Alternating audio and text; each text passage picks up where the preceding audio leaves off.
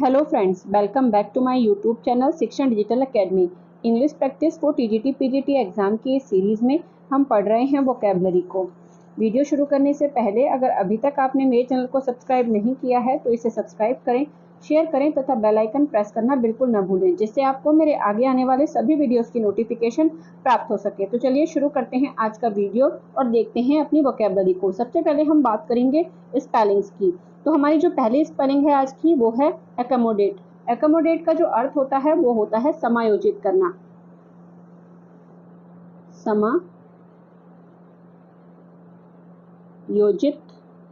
समायोजित करना। हमारी अगली जो स्पेलिंग है वो है बिसाइज। बिसाइज का जो अर्थ होता है वो होता है घेरना, किसी चीज को घेरना, इसका अर्थ होता है घेरना। हमारी अगली जो स्पेलिंग है वो है डेलिमा। डेलिमा का जो अर्थ होता है वो होता है दुविधा। हमारी अगली जो स्पेलिंग है वो है कॉर्बोरेट। कॉर्बोरेट का जो अर्थ होता है वो होता है पुष्टि करना। हमारी अगली जो स्पेलिंग है वो है डिसअपियर। डिसअपियर का जो अर्थ होता है वो होता है गायब होना। गायब होना। हमारी अगली जो स्पेलिंग है वो है लिएसन। लिएसन का जो अर्थ होता है वो होता है संपर्क। हमारी अगली जो स्पेलिंग है वो है इररेकनसाइबल। इररेकनसाइबल का जो अर्थ होता है वो होता है असंगत, जो किसी से मेल नहीं खाता, असंगत। हमारी अगली जो स्पेलिंग है वो है र्यूमेटिक। र्यूमेटिक का अर्थ होता है आमवती। ये क्या होती है? ये एक तरह की एक बीमारी होती है, यानी कि एक रोग है जिसमें क्या होता है, जो जोड़ या मांसपेशियां होती हैं उनमें सूजन और दर्द होता है, यानी कि उनमें सूजन आ जाती है और दर्द होता है, तो उस तरह की जो बीमारी होती है उसे हम र्यूमेटिक कहते हैं। हमारी अगली जो स्पेलिंग है वो है कॉन्कॉमिटेंट। कॉन्कॉमिटेंट का जो अर्थ होता है वो होता है सहवर्ती या साथी, सहवर्ती। हमारी अगली जो स्पेलिंग है वो है कॉन्क्यूपिसेंस। कॉन्क्यूपिसेंस का जो अर्थ होता है वो होता है काम वासना। तो ये थी हमारी आज की स्पेलिंग्स। अब हम बात करेंगे एंटोनिम्स और सिनोनिम्स की, जिसमें हमारा पहला जो शब्द है वो है कंसोलिडेट। कंसोलिडेट का जो अर्थ होता है वो होता है समेकित करना।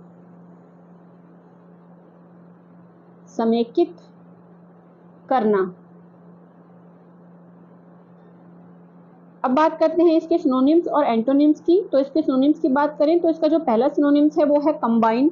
कंबाइन का अर्थ होता है संयोजित करना। इसके बाद है कंडेंस। कंडेंस का अर्थ होता है संघनित करना। इसके बाद है कॉम्पैक्ट। कॉम्पैक्ट का अर्थ होता है संकुचित करना। और स्ट्रॉन्ग। स्ट्रॉन्ग का अर्थ होता है मजबूत करना। एंटोनिम्स की बात करें तो पहला है सेपरेट। सेपरेट का अर्थ होता है अलग करना। सेवर। सेवर का अर्थ होता है अलग करना। वीक। वीक का अर्थ होता है कमजोर करना। और स्कैटरिंग का अर्थ होता है बिखेरना। तो ये थे इसके एंटोनिम्स और सिनोनिम्स। अब हम बात करते हैं अपने अगले शब्द की, जो कि है कॉन्सिक्वेंस। कॉन्सिक्वेंस का जो अर्थ होता है वो होता है परिणाम। अब बात करते हैं इसके एंटोनिम्स और सिनोनिम्स की। तो इसके सिनोनिम्स है, पहला है इफेक्ट। इफेक्ट का जो अर्थ होता है वो होता है प्रभाव। आउटकम। आउटकम का जो अर्थ होता है वो होता है परिणाम। इसके बाद है रिपरक्यूशन। रिपरक्यूशन का अर्थ होता है प्रतिक्रिया। इसके बाद है रिजल्ट। रिजल्ट का अर्थ होता है परिणाम। इसके बाद एंटोनिम्स की बात करते हैं तो पहला है ओरिजिन। ओरिजिन का अर्थ होता है उत्पत्ति। स्टार्ट। स्टार्ट का अर्थ होता है आरंभ। बिगनिंग। बिगनिंग का भी अर्थ होता है शुरुआत। इसके बाद है इंसिपिएंट। इंसिपिएंट का जो अर्थ होता है वो होता है आरंभिक। अब बात करते हैं हमारे अगले शब्द की, जो कि है कंसेंट। कंसेंट का जो अर्थ होता है वो होता है सहमति।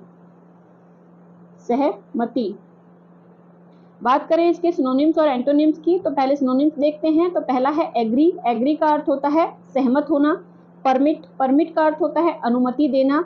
एक्सीड। एक्सीड का अर्थ होता है स्वीकार करना। और एसेंट। एसेंट का अर्थ होता है स्वीकृति देना। उसके बाद एंटोनिम्स है, पहला है ऑब्जेक्ट, ऑब्जेक्ट का अर्थ होता है आपत्ति और डिसएग्री, डिसएग्री का भी अर्थ होता है असहमत होना। इसके बाद है डिसेंट, डिसेंट का भी अर्थ होता है असहमत होना। इसके बाद है डिफर, डिफर का अर्थ होता है मतभेद होना। आगे बात करते हैं हमारे अगले शब्द की, जो कि है कॉन्शियस। कॉन्शियस का जो अर्थ होता है वो होता है सचेत, कॉन्शियस का अर्थ होता है सचेत, सचेत।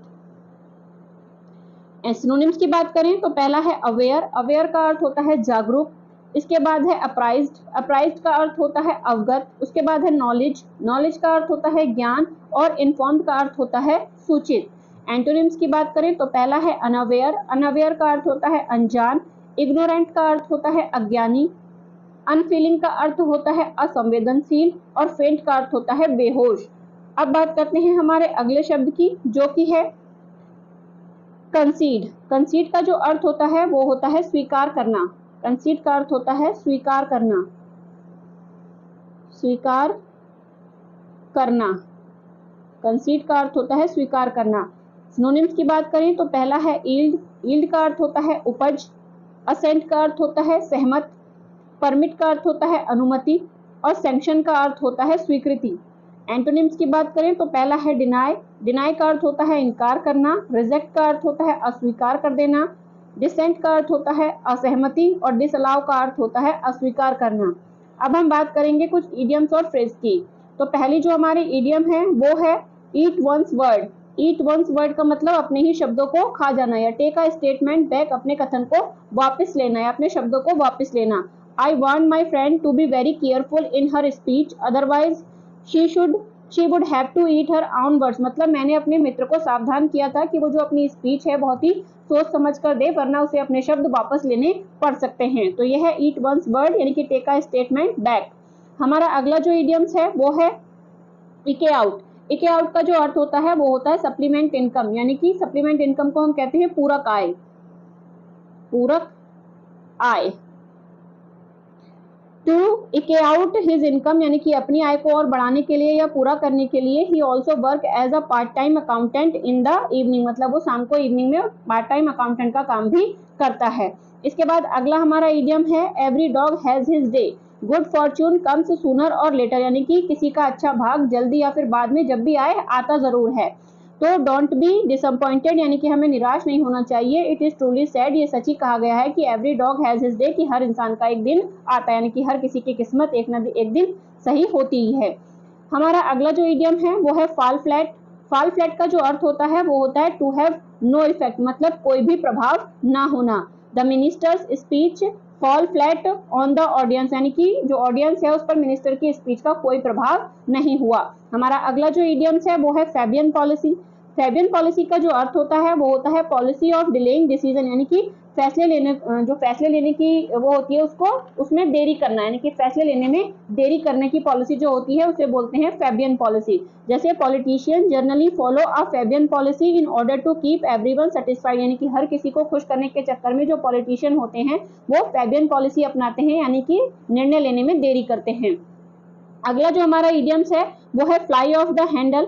फ्लाई ऑफ द हैंडल का अर्थ होता है टू लूज वंस टेम्पर, यानी कि अपना आपा खो देना। When his father question him about money he flew off his handle, यानी कि जब उसके पापा ने उससे पैसों के बारे में पूछा तो उसने क्या किया, अपना आपा खो दिया। Fly of the handle. हमारा अगला जो इडियम है वो है फ्रेंच लीव। फ्रेंच लीव का जो अर्थ होता है वो होता है to be absent without permission, यानी कि बिना परमिशन के अब्सेंट हो जाना। Those who take French leave, यानी कि जो लोग फ्रेंच लीव लेते हैं यानी कि बिना परमिशन के छुट्टी लेते हैं, शुड नॉट बी पार्डन, उनको क्षमा नहीं किया जाना चाहिए। हमारी अगली जो इडियम है वो है fair and square. Fair and square का अर्थ होता है अपराइट। अपराइट का अर्थ होता है ईमानदार, ईमानदार। My father advised me to be fair and square in business dealing, यानी कि मेरे पिता ने मुझे एडवाइस दी कि हमको क्या जो फेयर और स्क्वायर यानी कि जो बिजनेस डील होती हैं उनमें ईमानदार रहना चाहिए। हमारा अगला जो इडियम है वो है foot the bill. Foot the bill का अर्थ होता है बियर एक्सपेंस, यानी कि खर्चा वहन करना। Although he hosted the feast, यानी कि उसने दावत रखी थी, मतलब किसी की बात कर रहे हैं, उसने दावत रखी थी। His brother had to feed the bill, लेकिन जो बिल है जो उसका खर्चा है वो किसको, उसके भाई को उठाना पड़ा।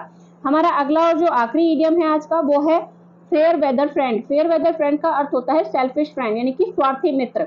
अ fair weather friend will never stand by you in difficulty, यानी कि स्वार्थी मित्र कभी भी आपके साथ परेशानियों में खड़ा नहीं होगा। अब हम बात करेंगे वन वर्ड सब्स्टिट्यूशन की। तो हमारा पहला जो वन वर्ड है वो है क्रोनोलॉजी। क्रोनोलॉजी का जो अर्थ होता है वो होता है कालक्रम।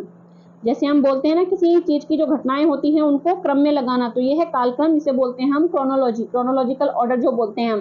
तो event presented in order of occurrence, यानी कि जो भी इवेंट्स हुए होते हैं उनको एक क्रम में लगाने को हम क्या कहते हैं, क्रोनोलॉजी, यानी कि कालक्रम। हमारा अगला जो वन वर्ड है वो है कॉन्स्क्रिप्शन। कॉन्स्क्रिप्शन का जो अर्थ होता है वो होता है compulsory enlightenment of military service, यानी कि जो सेना होती है, सेना की अनिवार्य भर्ती को हम कहते हैं। उसके बाद हमारा अगला है वो है क्रूसेड। क्रूसेड का अर्थ होता है धर्म युद्ध, यानी कि रिलीजियस वार, जो धर्म के नाम पर युद्ध किए जाते हैं उन्हें क्रूसेड कहते हैं। अगला जो है वो है ड्रॉ। ड्रॉ का जो अर्थ होता है वो होता है अनिर्णायक, यानी कि a game the result neither in victory nor in defeat, यानी कि जिस खेल का कोई निर्णय नहीं हुआ हो, जो ड्रॉ हो गया हो। उसके बाद है ईटेबल। ईटेबल का अर्थ होता है एनीथिंग टू बी ईटन, यानी कि कोई भी खाने लायक वस्तु। और ईडेबल का अर्थ होता है फिट टू बी ईटन, यानी कि खाने लायक वस्तु। इन दोनों का ही अर्थ सेम होता है, खाने लायक या खाने योग्य। अगला जो हमारा वन वर्ड है वो है इंसाइक्लोपीडिया। इंसाइक्लोपीडिया का जो अर्थ होता है वो होता है विश्वकोश। विश्वकोश यानी कि एक ऐसी पुस्तक जो कि पूरी मतलब सभी तरह की इंफॉर्मेशन जिसमें हमें मिल जाती है। A book that contains information on various subject, यानी कि बहुत तरह के सब्जेक्ट पर उसमें हमें इंफॉर्मेशन मिलती है, तो उसे हम बोलते हैं इंसाइक्लोपीडिया। हमारा अगला जो वन वर्ड है वो है इफेमरल। इफेमरल का जो अर्थ होता है वो होता है क्षणभंगुर, यानी कि जल्दी ही नष्ट होने वाला, lasting for a very short time, जो बहुत ही कम समय के लिए रहता हो। हमारा अगला जो वन वर्ड है वो है एपिलॉग। एपिलॉग का जो अर्थ होता है वो होता है अ कंक्लूडिंग स्पीच, यानी कि इसे हम हिंदी में कहते हैं उपसंहार। उपसंहार यानी कि किसी प्ले या उसके बीच में जो उसके लास्ट में जो स्पीच दी जाती है उसे बोलते हैं उपसंहार, यानी कि एपिलॉग। हमारा अगला और जो आखिरी वन वर्ड है वो है एक्सटेम्पोर। एक्सटेम्पोर का अर्थ होता है बिना पूर्वाभ्यास के, यानी कि स्पीच मेड विदाउट प्रिपरेशन, यानी कि कोई भी ऐसी स्पीच जो बिना पूर्व तैयारी के दी गई हो उसे हम बोलते हैं एक्सटेम्पोर। तो ये थी हमारी आज की इंग्लिश वोकेबलरी की प्रैक्टिस। अगर आप इसी तरह से मेरे साथ और भी प्रैक्टिस करना चाहते हैं तो बने रहिए मेरे साथ। Thank you for watching.